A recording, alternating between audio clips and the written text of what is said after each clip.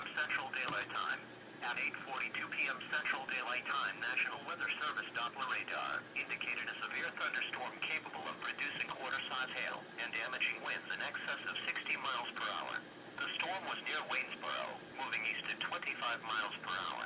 Other locations in the warning include but are not limited to Waynesboro. Please report hail, strong winds or wind damage to the National Weather Service by calling toll-free 1-877-633-6772. Do not stay outdoors if you are in the path of severe thunderstorms. A tornado watch remains in effect until